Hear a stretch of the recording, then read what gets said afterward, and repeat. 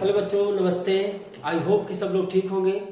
तो आइए, आपको आपकी साइंस की क्लास में कक्षा 12 में आपका स्वागत है। और ये हमारा दूसरा चैप्टर है। कौन सा चैप्टर है? दूसरा चैप्टर। इसके पहले जो है लेक्चर 1 में, लेक्चर 2 में और इस तरह लेक्चर 3 में हमने पहला चैप्टर जो कूलाम का नियम तथा वैद्युत क्षेत्र है उसको कंप्लीट कर लिया है। चश्मा ठीक ठाक लगा है। तो अब हमें इसमें चैप्टर नंबर 2 है, कक्षा 12 का साइंस का, फिजिक्स का चैप्टर दूसरा है। और कौन सा है?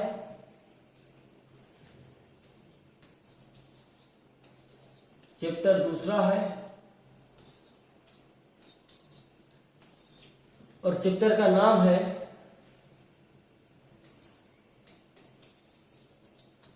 वैद्युत फ्लक्स तथा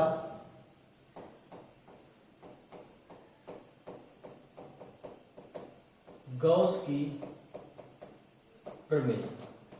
क्या नाम है? वैद्युत फ्लक्स तथा गॉस की प्रमेय।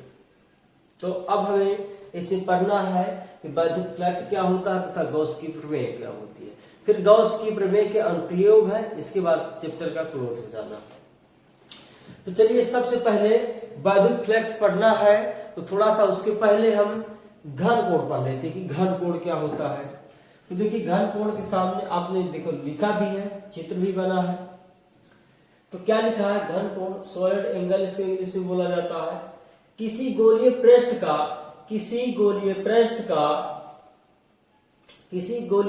द्वारा गोले के केंद्र पर, किसी गोलीय पृष्ठ द्वारा गोले के केंद्र पर बनाया गया कोण, यहां पर जो कोण बनेगा, ठीक है, बनाया गया कोण घन कोण कहलाता है।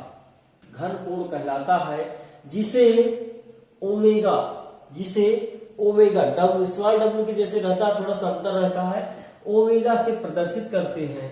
इसका मात्रक स्टेरेडियन होता है। इसका मात्रक क्या होता है? स्टेरेडियन होता है। चित्र भी बना है, ये केंद्र है, केंद्र पर जो कोण बना हुआ है, ठीक है, इसे ओमेगा से प्रदर्शित करते हैं। थीटा कोण बना हुआ है। आर दूरी पर कोई क्षेत्रफल ए बी है जिसमें डीए वेक्टर है, ठीक है, और थीटा कोण बनाता है। पृष्ठ क्या? गोलीय पृष्ठ क्या है? ए मान लो, कुछ भी मान सकते हैं, ठीक है। तो अब जो घन कोण बराबर सूत्र मिलेगा तो क्या मिलता है? घन कोण बराबर होता है पृष्ठ का क्षेत्रफल बटे त्रिज्या का स्क्वायर होता है। पृष्ठ का क्षेत्रफल क्या है? ए बी है, तो पृष्ठ का क्षेत्रफल ए बी हो गया, ओमेगा घन कोण हो गया, और त्रिज्या का स्क्वायर यानी आर क्या है? त्रिज्या है। त्रिज्या का स्क्वायर, इसका मात्रक स्टेरेडियन होता है। इसके बाद डी ओमेगा का मतलब ये जो डी क्षेत्रफल है छोटा सा, इसी का भाग लिया गया है तो cos थीटा आ जाएगा। क्योंकि cos थीटा आएगा, क्योंकि भाई देखो क्षैतिज घटक की बात होती है तो cos थीटा आ जाता, ऊर्ध्वाधर की लंबवत की होती तो sin थीटा आता। तो cos थीटा आ गया। इसके बाद आगे चलेंगे, नेक्स्ट है, अब देखो, यदि संपूर्ण गोले का पृष्ठीय क्षेत्रफल की बात की जाए तो गोले का पृष्ठीय क्षेत्रफल क्या होता है? ए बराबर यानी क्षेत्रफल बराबर 4 पाई आर स्क्वायर होता है।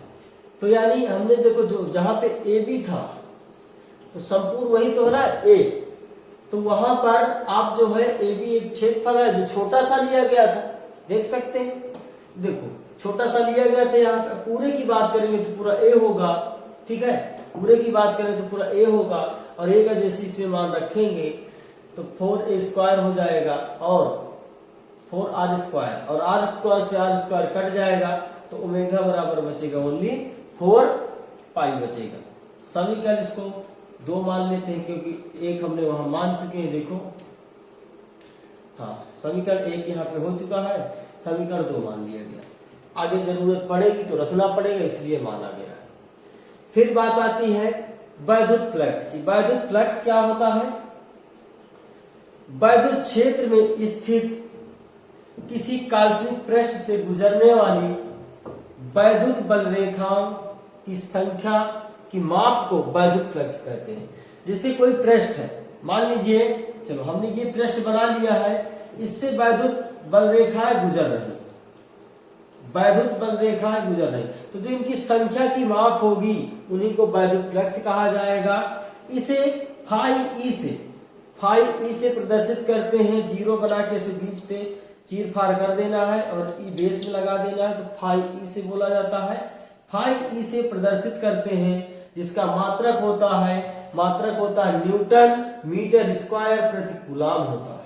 इसका मात्रक क्या होता है? न्यूटन मीटर स्क्वायर प्रति कूलाम होता है। अभी निकाला भी जाएगा कि कैसे निकाला जाता है इसको, इसका बीमे सूत्र भी निकालना पड़ेगा। तो पहले इसकी एक परिभाषा और पढ़ लेते हैं।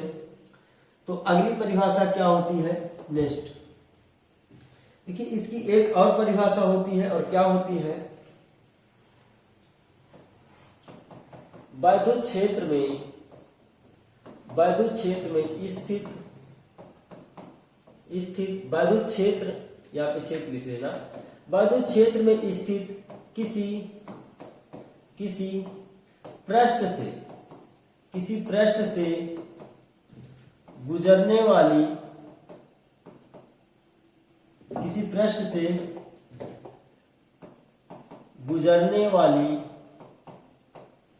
गुजरने वाला वैद्युत फ्लक्स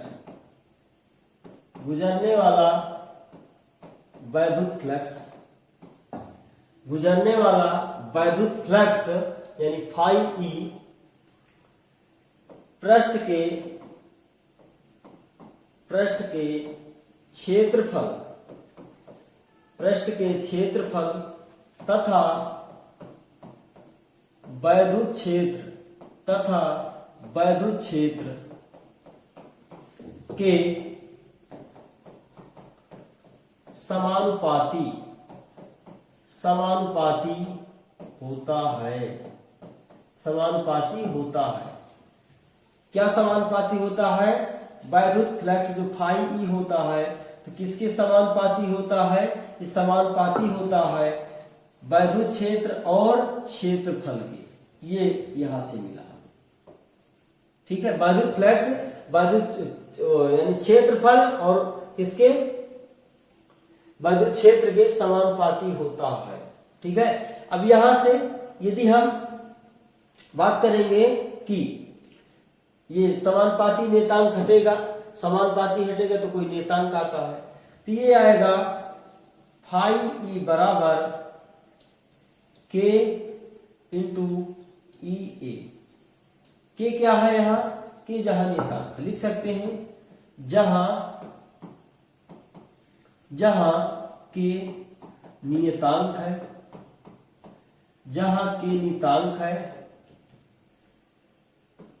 और के बराबर कितना होता है? 1 होता है। तो जैसे ही के बराबर 1 रखेंगे तो फाई ई बराबर ई ए आ जाएगा। क्या आ जाएगा? ई ए। और ये फाइनल सूत्र हमारा हो जाएगा। इसका मात्रक क्या होता है? न्यूटन मीटर स्क्वायर प्रति कूलाम।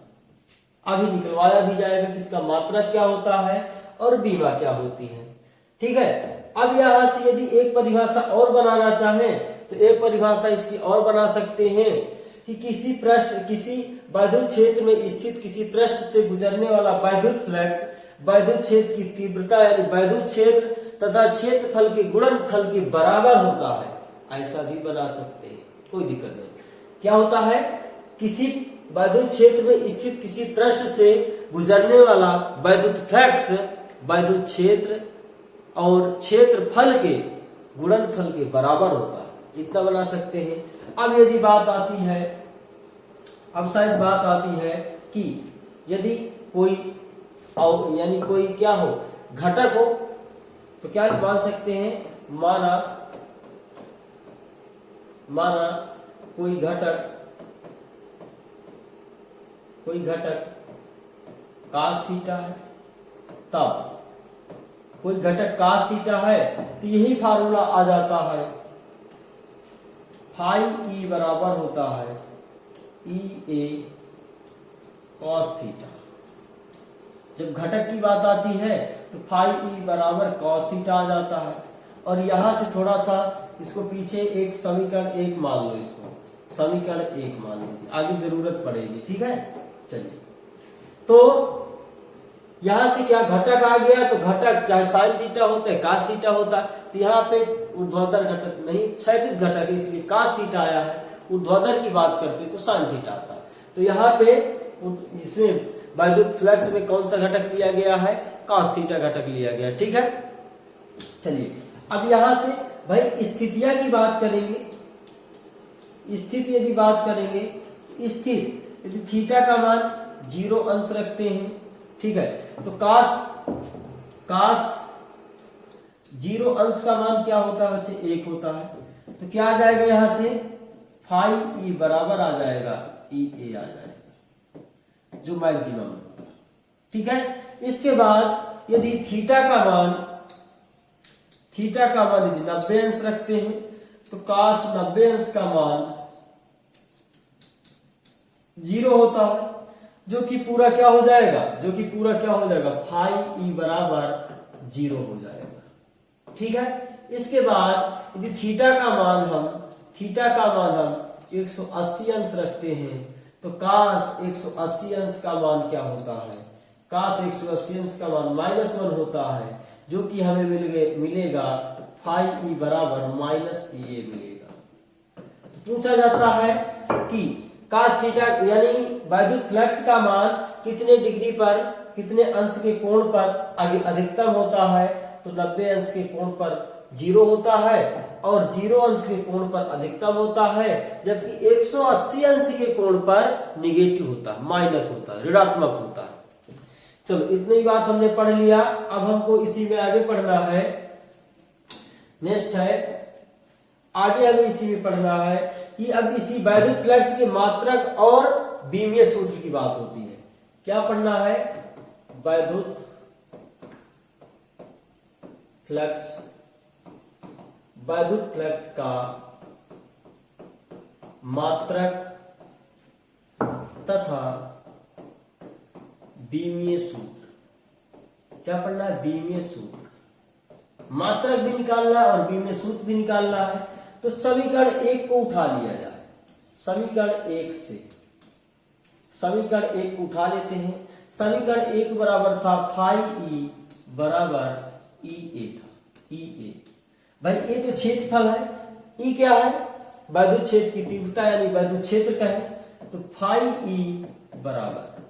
अब बताइए इसका मात्रक क्या होता है, वैद्युत क्षेत्र का मात्रक क्या होता है, न्यूटन प्रति कूलाम होता है, जबकि ए का मात्रक क्षेत्रफल का मात्रक क्या होता है, मीटर स्क्वायर होता है, तो मीटर। तो मात्रक क्या आ गया, न्यूटन मीटर स्क्वायर प्रति कूलाम। हिंदी से लिखना चाहें तो क्या लिखेंगे, न्यूटन मीटर स्क्वायर प्रति कूलाम, इतना लिख सकते हैं। आगे अब जब इसके बीमीय सूत्र की बात होती है, तो बीमीय सूत्र क्या होता है, बीमीय सूत्र इसी के मात्रक से निकाल सकते हैं बीमीय सूत्र। भाई फाई ई बराबर हमने अभी देखो निकाला है यहाँ पे, न्यूटन बल का मात्रक है और बल की बीमा क्या होती है, जो बल की बीमा होती है दोस्तों, तो बल की बीमा होती है ml T⁻² होती है, ml T⁻² होती है, जबकि मीटर की बीमा क्या होती है, l स्क्वायर होती है। मीटर स्क्वायर है तो क्या हो जाएगी, l स्क्वायर, क्योंकि मीटर काहे से लंबाई नापते हैं इसलिए l स्क्वायर हो जाएगी। बटे कूलाम की बीमा क्या होती है, आवेश की बीमा। कूलाम भाई कहे का मात्रक है, कूलाम मात्रक किसका है, आवेश का मात्रक है, और आवेश की बीमा होती है AT। यदि आपने बीमा वाला चैप्टर नहीं पढ़ा तो आपको कक्षा 11 में बीमा वाला चैप्टर पढ़ना चाहिए, ताकि आपको सभी की बीमाएं आने लगे। ठीक है, इसको ऊपर ले जाते हैं तो फाई ई बराबर मिलेगा हमें, भाई एम पहले से इधर मौजूद है, कोई दिक्कत नहीं। एल देखो, एल पावर 2 है, एल पावर 1, तो एल पावर कितना हो जाएगा, 3 हो जाएगा। टी पावर -2 है और ये भी जाएगा तो ये भी माइनस, तो ये भी 3 हो जाएगा। ए पावर जाएगा तो ए पावर -1 हो जाएगा। ठीक है, तो ये हमारा बीमीय सूत्र मिल गया है। भाई जिसने कक्षा 11 में बीमीय वाला चैप्टर नहीं पढ़ा, मात्रक विश्लेषण वाला, वो जाकर पढ़े। यदि नहीं पढ़ना चाहता तो आपको याद करना पड़ेगा। MLTA होता है शॉर्टकट में MLTA और माइनस 331 याद कर लेना। क्या याद करना है? -331, इतना याद कर सकते हैं।